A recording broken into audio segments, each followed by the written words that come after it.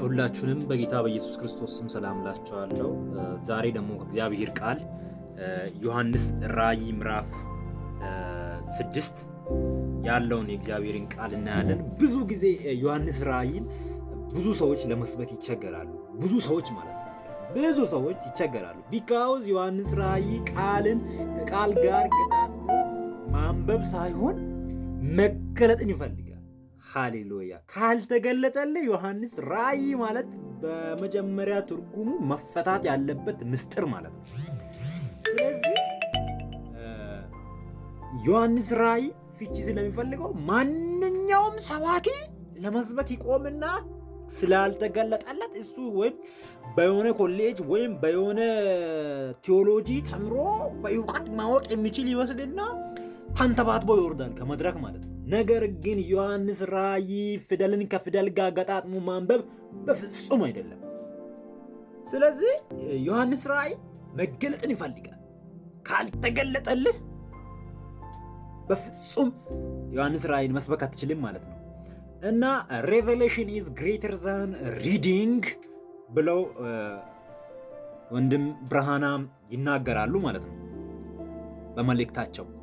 ስለዚህ ምንጊዜ መገለጥ ከማንበብ ከፊደል ይበልጣል። ፊደልን በማንበብ ብቻ የእግዚአብሔርን ቃል እንፈታለው ብለህ የምታስብ ከሆነ በቴዎሎጂ፣ በትምህርት፣ በእውቀት የእግዚአብሔርን ቃል አስረዳለሁ ሰብካለሁ የምትል ከሆነ በጣም ተሳስተሃል።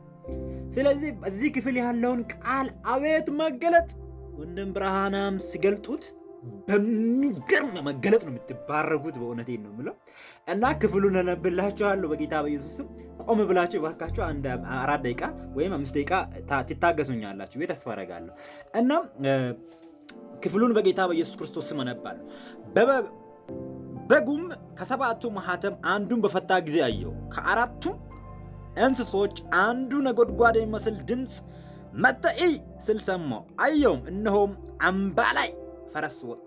አምባላይ የምትለዋ ቃል ካሌር ናት። እወቁ፣ ካሌር ናት። በእርሱም ላይ የተቀመጠው ቀስት ነበረው፣ አክሊልም ተሰጠው።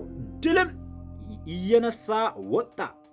ድልም ለመንሳት ያዙ። እዚህ ጋር አምባላይ ፈረስ የሚለውን ያዙ። ትርጉም አለ፣ መገለጥ አለ። ይህን ስትሰብኩ ሰባኪ ደግሞ ዝም ብላ ማለት ነው የምታጣመው ነገር አቁም።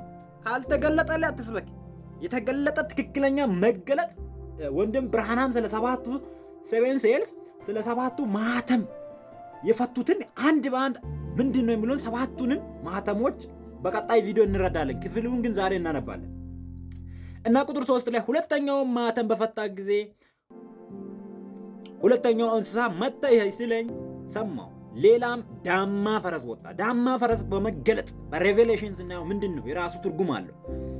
በእርሱም ላይ ለተቀመጠው ሰለሞን ከምድር ወይስ ዘንድ ሰዎችን እርስ በራሳቸው እንዲተራረዱ ስልጣን ተሰጠው፣ ታላቅም ሰይፍ ተሰጠው። ያዙ። እዛ ጋር ትርጉሙ ምንድነው? መገለጡ ምንድነው የሚባለው ነገር ነው ያለን።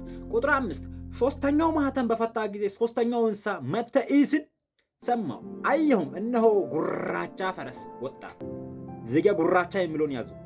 በእርሱም ላይ የተቀመጠው በእጁም ሚዛን ያዘ። በአራቱም እንስሶች መካከል ድምፅ፣ አንድ እርቦ ስንዴ በዲናር 3 እርቦ ገብስም በዲናር ዘይትና ወይንም አትጓድ ስል ሰማሁ። ቁጥር 7 ላይ ደግሞ አራተኛው ማኅተም በፈታ ጊዜ የአራተኛው እንስሳ ድምፅ መጥተህ እይ ሲል ሰማሁ። አየሁ፣ እነሆም ሐመር ፈረስ ወጣ። በእርሱም ላይ የተቀመጠው ስም ሞት ነበረ። ሐመር ፈረስ ወጣ። ያዙ እዚህ ጋር በጥብቅ አድርጋችሁ ማለት ነው።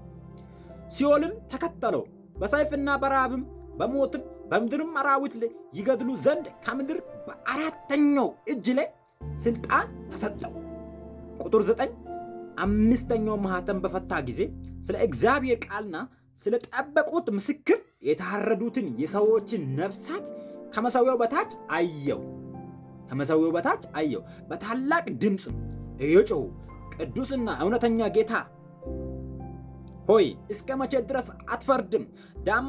ደማችንስ በምድር በሚኖሩት ላይ እስከ መቼ አትበቀልም አሉ። ቁጥር 11 ለእያንዳንዳቸውም ነጭ ልብስ ተሰጣቸው። እንደነርሱም ደግሞ ይገደሉ ዘንድ ያላቸውን የባሪያዎች ባልንጀሮችና የወንድሞቻቸውን ቁጥር እስኪፈጽም ድረስ ገና ጥቂት ዘመን እንዲያርፉ ተባለላቸው። ቁጥር 12 ስድስተኛው ማኅተም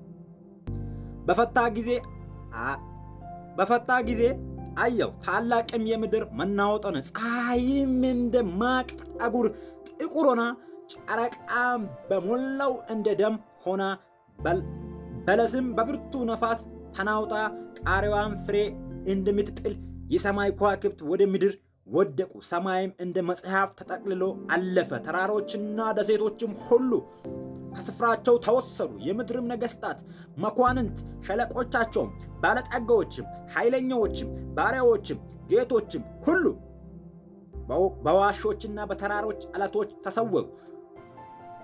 ተራራዎችና ዓለቶችንም በላያቸው ወደቁ። በዙፋንም ተቀመጡ። ፊት ከበጉም ቁጣ ሰውርን፣ ታላቅ ቁጣው ቀን መጥቷልና ማንስ ሊቆም ይችላል አሏቸው ይላል። ሰባተኛው ማኅተም ለግማሽ ሰዓት ጸጥ ያለ ነበር። ይህ ምስጢር ደግሞ አልተገለጠም። ቢካውዝ ያ ማለት የጌታ ኢየሱስ ክርስቶስ ዳግም ምጽአት ነበር።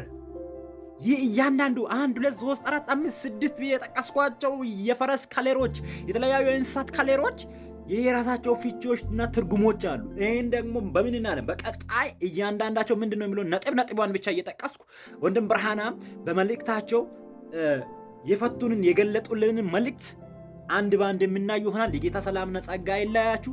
የእግዚአብሔርን ቃል ከማንበብ ይልቅ በመገለጥ እንስበክ። ተባረኩ።